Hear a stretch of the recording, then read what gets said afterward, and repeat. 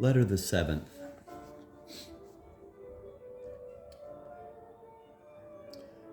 The new log cabin home at Indian Bar, from our log cabin, Indian Bar. October 7th, 1851. You will perchance be surprised, dear M, to receive a letter from me dated Indian instead of Rich Bar. But as many of F's most intimate friends reside at this settlement, he concluded to build his log cabin here. Solemn council was held upon the ways and means of getting Dame Shirley to her new home. The general opinion was that she had better mount her fat mule and ride over the hill, as all agreed that it was very doubtful whether she would be able to cross the logs and jump the rocks which would bar her way by the water passage. But that obstinate little personage, who has always been haunted with a passionate desire to do everything which people said she could not do, made up her willful mind immediately to go by the river. Behold, then, the dame on her winding way, escorted by a deputation of Indian barons, which had come up for that important purpose. It is impossible, my sister, for any power of language over which I have command to convey to you an idea of the wild grandeur and the awful magnificence of the scenery in this vicinity. This fork of the Feather River comes down very much as the water does at Lodore, now gliding along with a liquid measure like a river in a dream, and anon bursting into 1,000 glittering foam beads over the huge rocks, which rise dark, solemn, and weird-like in its midst. The crossings are formed of logs, often moss-grown. Only think how charmingly picturesque to eyes wearied with the costly masonry or carpentry of the bridges at home. At every step, gold diggers or their operations greet your vision, sometimes in the form of a dam, sometimes in that of a river turned slightly from its channel to aid the indefatigable gold hunters in their mining projects. Now on the side of a hill you will see a long tom, a huge machine invented to facilitate the separation of the ore from its native element, or a man busily engaged in working a rocker, a much smaller and simpler machine used for the same object, or more primitive still, some solitary prospector with a pan of dirt in his hands which he is carefully washing at the water's edge to see if he can get the color, as it is technically phrased, which means literally the smallest particles of gold. As we approached Indian Bar, the path led several times fearfully near deep holes, from which the laborers were gathering their yellow harvest, and Dame Shirley's small head swam dizzily as she crept shudderingly by. The first thing which attracted my attention as my new home came in view was the blended blue, red, and white of the American banner undulating like a many-colored snake amid the lofty verdure of the cedars which garland the brown brow of the hill behind our cabin. This flag was suspended on the 4th of July last by a patriotic sailor, who climbed to the top of the tree to which he attached it, cutting away the branches as he descended, until it stood among its stately brethren, a beautiful moss-wreathed liberty pole, flinging to the face of heaven the glad colors of the free.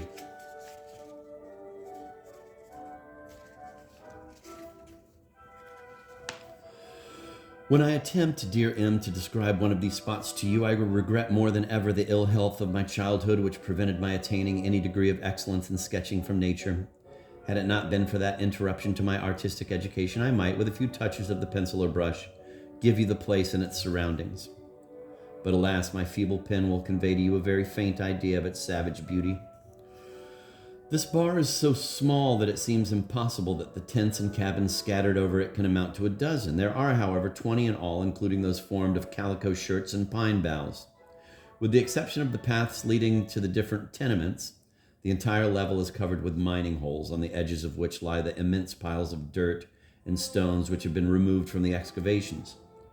There is a deep pit in front of our cabin, and another at the side of it. Though they are not worked as when prospected, they did not yield the color. Not a spot of verdure is to be seen on this place, but the glorious hills rising on every side, vested in foliage of living green, make ample amends for the sterility of the tiny level upon which we camp. The surrounding scenery is infinitely more charming than that of Rich Bar. The river, in hue of a vivid emerald, as if it reflected the hue of the fir trees above, bordered with a band of dark red caused by the streams flowing into it from the different sluices, ditches, long toms, etc., which meander from the hill just back of the bar, wanders musically along. Across the river and in front of us rises nearly perpendicularly a group of mountains, the summits of which are broken into many beautifully cut conical and pyramidal peaks. At the foot and left of these eminences and a little below our bar lies Missouri Bar, which is reached from this spot by a log bridge. Around the later, the river curves in the shape of a crescent, and singularly enough, the mountain rising behind this bend in the stream outlines itself against the lustrous heaven in a shape as exact and perfect as the moon herself in her first quarter. Within one horn of this crescent, the water is a mass of foam sparkles, and it plays upon the rocks which line its bed, an everlasting dirge suggestive of the grand forever of the ocean.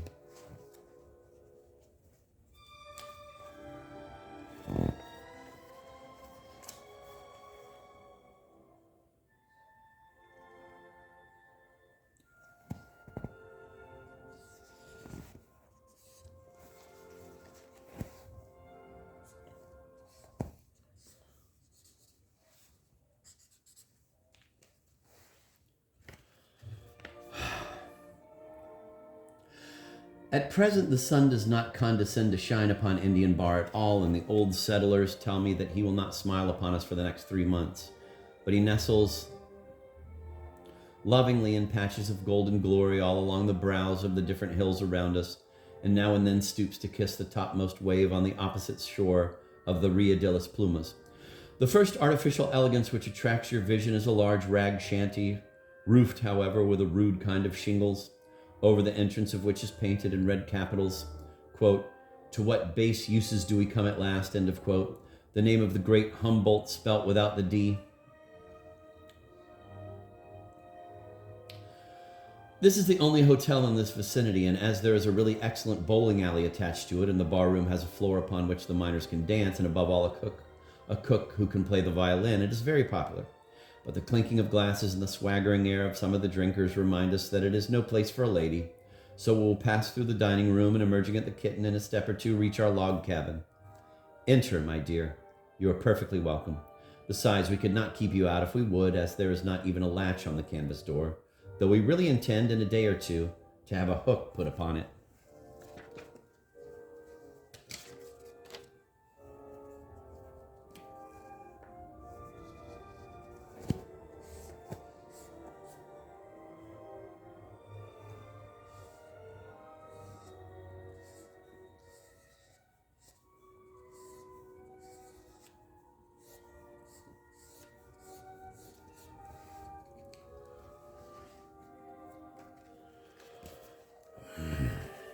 The room into which we have just entered is about 20 feet square. It is lined over the top with white cotton cloth.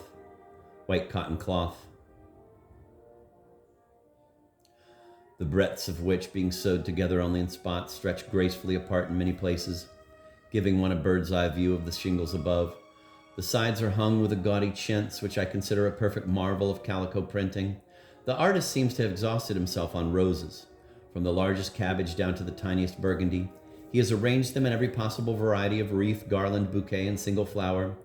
They are of all stages of growth, from earliest budhood up to the ravishing beauty of the, quote, last rose of summer, end of quote. Nor has he confined himself to the colors usually worn by this lovely plant, but with the daring of a great genius soaring above nature, worshipping the ideal rather than the real, he has painted them brown, purple, green, black, and blue.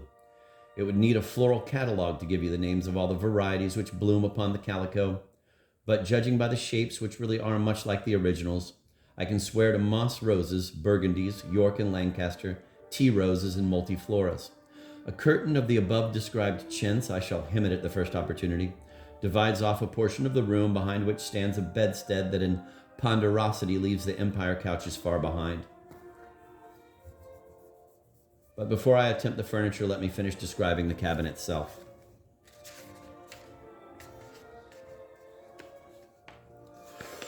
The fireplace is built of stones and mud, the chimney finished off with alternate layers of rough sticks and this same rude mortar. Contrary to the usual custom, it is built inside, as it was thought that arrangement would make the room more comfortable, and you may imagine the queer appearance of this unfinished pile of stones, mud, and sticks.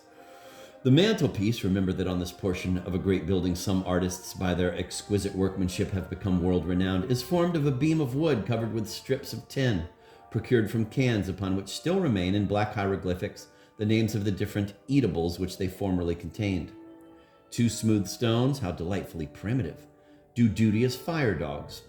I suppose that it would be no more than civil to call a hole 2 feet square, in one side of the room, a window, although it is yet as guiltless of glass. Let me reread that. I suppose that it would be no more than civil to call a hole 2 feet square, in one side of the room, a window, although it is as yet guiltless of glass. F tried to coax the proprietor of the Empire to let him have a window from that pine and canvas palace, but he, of course, declined, as to part with it would really inconvenience himself. So F has sent to Marysville for some glass, though it is the general opinion that the snow will render the trail impassable for mules before we can get it. In this case, we shall tack up a piece of cotton cloth, and should it chance at any time to be very cold, hang a blanket before the opening. At present, the weather is so mild that it is pleasanter as it is, though we have a fire in the mornings and evenings, more, however, for luxury than because we really need it. For my part, I almost hope that we shall not be able to get any glass, for you will perhaps remember that it was a pet habit of mine in my own room to sit by a great fire in the depth of winter with my window open.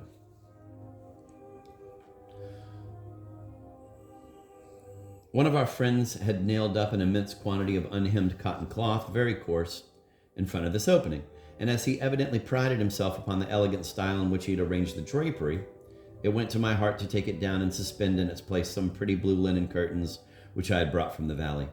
My toilet table is formed of a trunk elevated upon 2 claret cases, and by draping it with some more of the blue linen neatly fringed, it really will look quite handsome. And when I have placed upon it my rosewood workbox, a large cushion of crimson brocade, some Chinese ornaments of exquisitely carved ivory, and 2 or 3 Bohemian glass cologne stands, it would not disgrace a lady's chamber at home.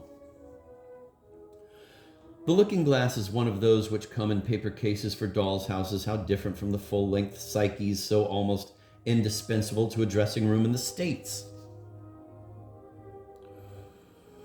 The washstand is another trunk covered with a towel, upon which you will see for bowl a large vegetable dish, for ewer a common-sized dining pitcher. Near this, upon a small cask, is placed a pail which is daily filled with water from the river. I brought with me from Marysville a handsome carpet, a hair mattress, pillows, a profusion of bed linen, quilts, blankets, towels, etc., so that, in spite of the oddity of most of my furniture, I am in reality as thoroughly comfortable here as I could be in the most elegant palace.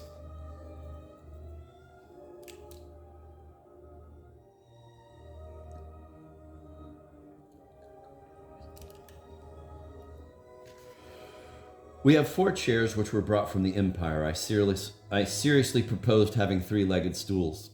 With my usual desire for symmetry, I thought that they would be more in keeping, but as I was told that it would be a great deal of trouble to get them made, I was fain to put up with mere chairs. So you see that even in the land of gold itself, one cannot have everything that she desires. An ingenious individual in the neighborhood, blessed with a large bump for mechanics and good nature, made me a sort of wide bench which, covered with a neat plaid, looks quite sofa-like.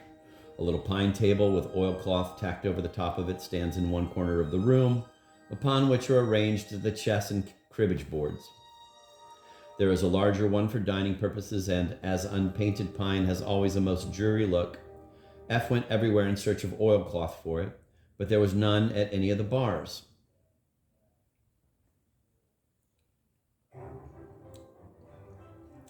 At last, quote, Ned, end of quote, the Humboldt Paganini, remembered 2 old Mont table covers which had been thrown aside as useless. I received them thankfully, and with my planning and Ned's mechanical genius, we patched up quite a respectable covering. To be sure, the ragged condition of the primitive material compelled us to have at one end an extra border, but that only agreeably relieved the monotony. I must mention that the floor is so uneven that no article of furniture gifted with 4 legs pretends to stand upon but 3 at once, so that the chairs, tables, etc. remind you constantly of a dog with a sore foot.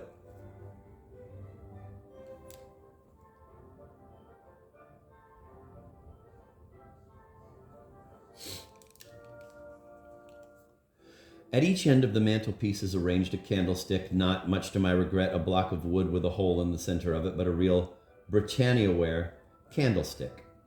The space between is gaily ornamented with F's meerschaum, several styles of clay pipes, cigars, cigaritos, and every procurable variety of tobacco, for you know, the aforesaid individual is a perfect devotee of the Indian weed. If I should give you a month of Sundays, you would never guess what we use in lieu of a bookcase. So I will put you out of your misery by informing you instantly that it is nothing more nor less than a candle box which contains the library, consisting of a Bible and prayer book, Shakespeare, Spencer, Coleridge, Shelley, Keats, Lowell's Fable for Critics, Walton's Complete Angler, and some Spanish books. Spiritual instead of material lights, you see.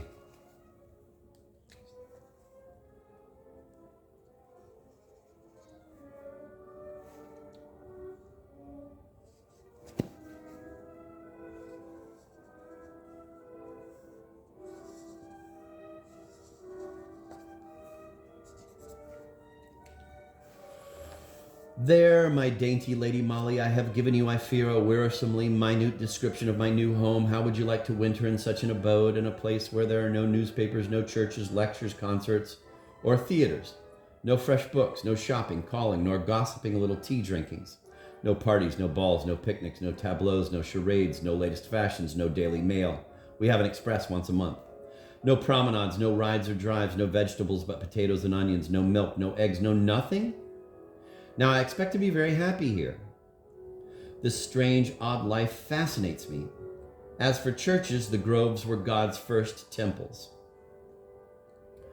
And for the strength of the hills, the Swiss mountains bless him. And as to books, I read Shakespeare, David, Spencer, Paul, Coleridge, Burns, and Shelley, which are never old. In good sooth, I fancy that nature intended me for an Arab or some other nomadic barbarian. And by mistake my soul got packed up in a Christianized set of bones and muscles. How I shall ever be able to content myself to live in a decent, proper, well-behaved house, where toilet tables are toilet tables and not an ingenious combination of trunk and claret cases, where lanterns are not broken bottles, bookcases not candle boxes, and trunks not washstands, but every article of furniture, instead of being a makeshift, is its own useful and elegantly finished self. I am sure I do not know. However, when too much appalled at the humdrummish prospect, I console myself with the beautiful promises that, quote, sufficient unto the day is the evil thereof. And as thy days, so shall thy strength be.